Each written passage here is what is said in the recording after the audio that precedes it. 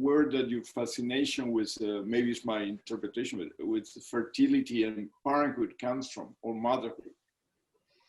Well, I mean, it's central to human existence and to society, to how society survives and develops.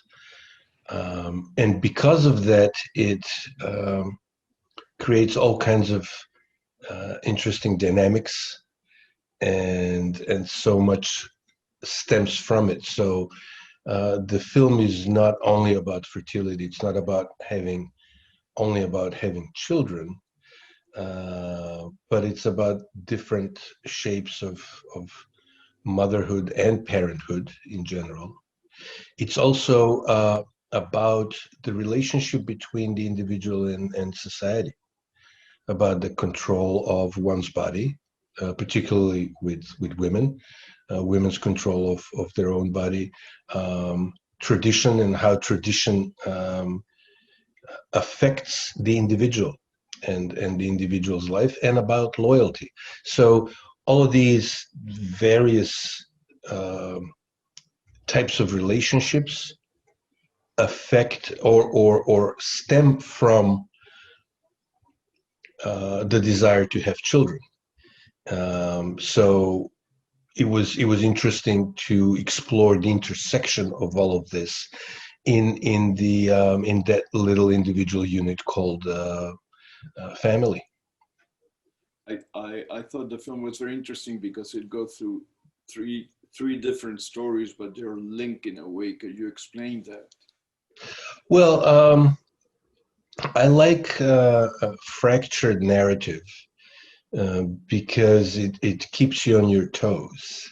It sort of it gives opportunities to play with how a story is composed, and how a story also is composed in the mind of the viewer. So in this case, there are three seemingly separate stories, but then they connect. They connect not necessarily on a narrative level, where even though there's that too, there's there narrative strands that begin in one story and actually finish in the next story. But I was more interested in echoes and rhymes and contrasts of different elements, and what unifies the three stories really is the theme, the subject of motherhood, and the other things I mentioned earlier, control over one's body, the relationship between the individual and society, etc. So the first story takes place, is set in late medieval times in Macedonia. It's in sort of undetermined period, even though we knew we were working with the 16th century, but actually life didn't change much in Macedonia. So like whether it was 18th or 19th century or whether it was 8th century, it was life was almost the same. And the other two stories are in contemporary Skopje. It's the capital. It's a city of about 750,000 people, dense and dirty and intense, and people go on with their lives the way they would in pretty much any city anywhere in the world. So I like the contrast, but also the echo and the similarities between the two different eras and the different places. There are beautiful close-ups that I think they're very important for the narrative. Could you comment a little on the need for close-ups in a story like that, or why did you choose some extreme, you know? Well, I mean, for me, writing is the fun part, and directing is just finding the right way to complete the storytelling process, to find the right emotional tone for each narrative sentence or each narrative chapter. And so close-ups are part of that storytelling technique. Yeah, there are quite a few beautiful close-ups because we had great actors. So then it's like you sort of want to emphasize that you want it to be there because the truth in their performance, the truth on their face was so powerful that you wanted it clean and clear and big there on the screen. Um, but actually, we played with the full keyboard. You know, there's some like beautiful, big, open, wide vistas, both in the city and especially in the medieval story, and also big jumbo close-ups where you like really go in tight. The cinematographer was Tamás Dobos, a young Hungarian um, maestro. So it was good. It was really good. Eh, how important is it for you the award season? I mean, we will be showcasing your movie or this interview in a special about the Oscars. So, do you ever think about Oscars or award seasons, or you're a little, or you just do your films and I did my share of awards, you know. With the first film I directed was nominated and got the Golden Lion in Venice and won like another 30 awards. And I've won awards since as well. And you know, I mean, it's nice to be recognized, but it's by no means essential for the work. And um, if you keep thinking about the awards, especially while you're making the film, I think you compromise your work because then you start calculating, and that's really bad for art.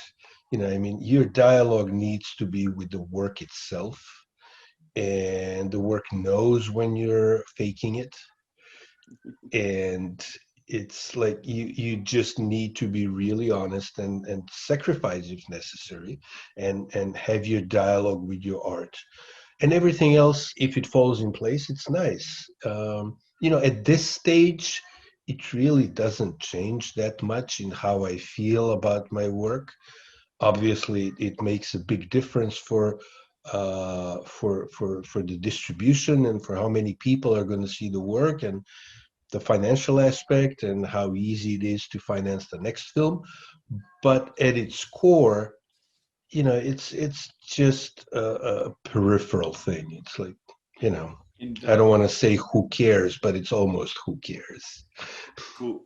But what was the impact of Before the Rain in your career as a filmmaker and a writer?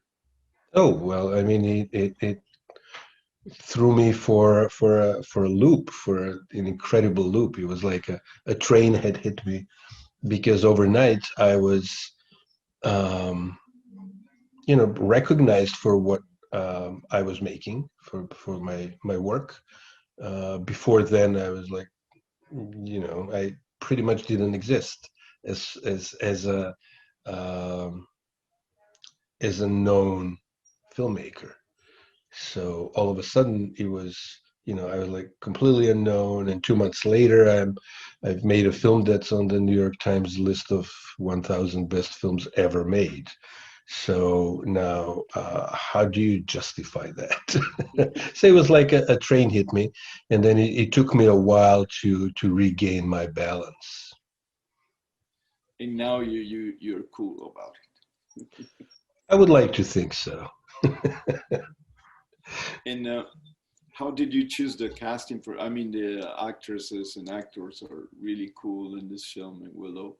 Uh, was it a They're tough process of you knew who you wanted, or they're incredibly good. I mean, I feel fantastic about this these actors, every single one of them, including the 5-year-old boy and the 85-year-old retired actress Radka Radmanovic. It was a long process. I always do that, you know, work very closely with the casting director, um, where we look for people who are for actors whose craft is really good. So I don't care so much about the looks. It's the craft. And in order to see A, what their craft is like, and then B, whether these actors are right for these particular roles, we go through a long casting process. In this case, it took about 4 or 5 months. We had like, I think, 6 or 7 rounds. Um, Two of the leads are first timers. They're newcomers. Basically, they've never really been in a feature film before. So then, I mean, you just like zero in on the performance, on the craft, on the dedication, on whether actors hear what you want to say, and then we do rehearsals, and that's really important. So usually it's about 3 weeks per film. So we sit down, we do it like the old school way, just reading at the table. First, it's everybody sits around the table.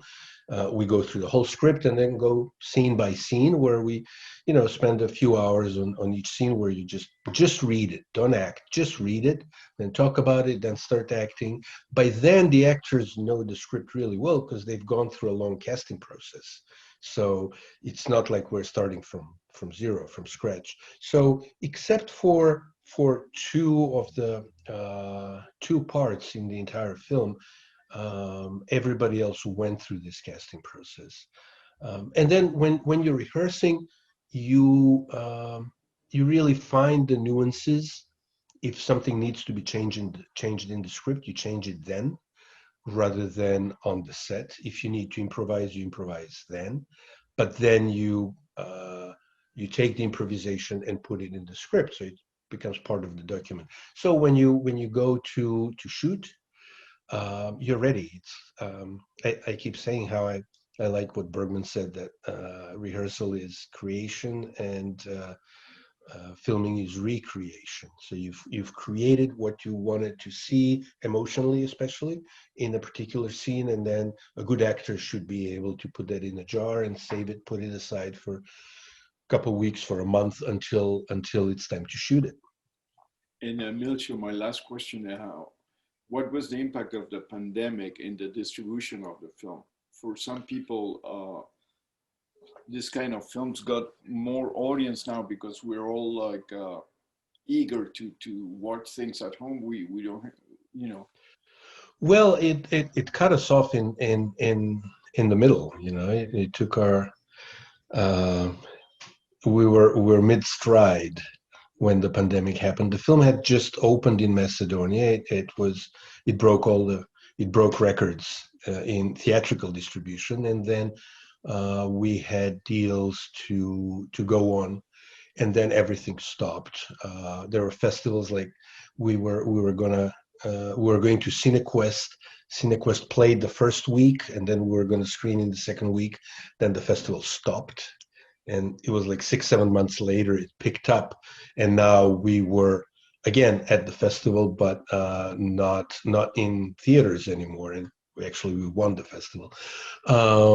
So it basically it slowed us down. It didn't kill the film, but it slowed it down, because now it's picking up on various platforms and even in theaters. It just opened in Hungary 2 weeks ago, and we have a couple of other nice distribution deals set up, including the US, which should happen over the next whatever weeks and months.